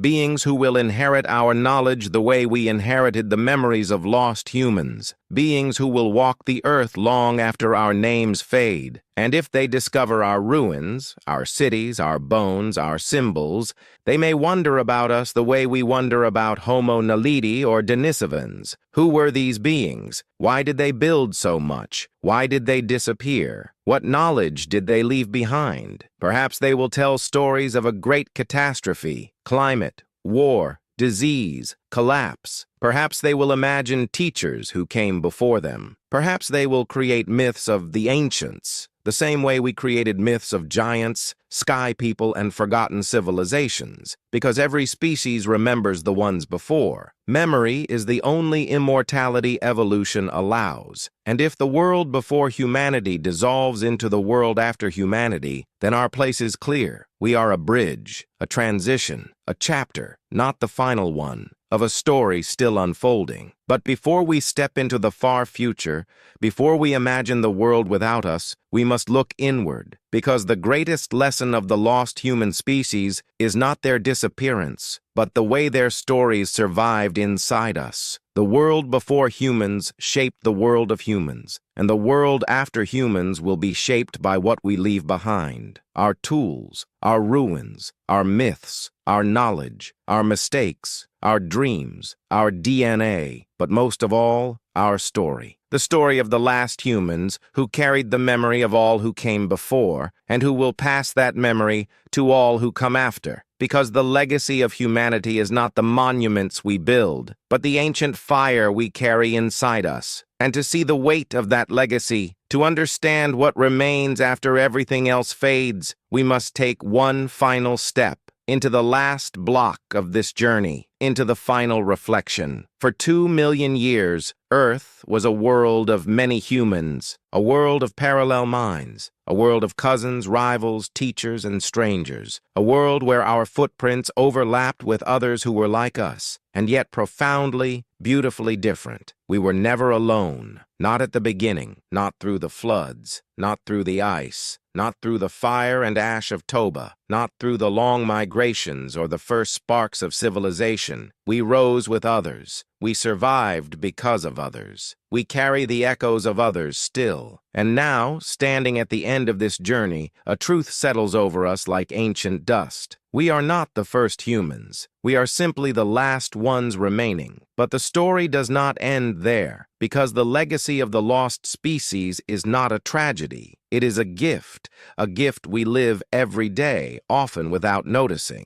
Their strength lives in our bones, their endurance in our blood, their instincts in our fears, their creativity in our imagination, their knowledge in our myths, their longing in our dreams. We inherit not only their DNA, but their unfinished story, a story of migration, a story of resilience, a story of catastrophe and rebirth, a story of worlds erased and worlds rebuilt, a story of species rising, converging, and fading into memory. The world before us taught one lesson clearer than any other. Humanity is not a straight line. It is a tapestry woven from countless threads, countless species, countless forgotten lives. Those threads are still inside us. They shape how we think, feel, and create. They push us to explore, to question, to reach beyond our limits. They whisper that we are part of something older than writing, older than language, older than the idea of history itself. And they remind us that everything we build, every city, every discovery, every story, sits atop the efforts of beings who will never have names carved into stone. We do not honor them often. We do not speak their names because we do not know them. But every breath we take honors their survival. Every thought honors their minds.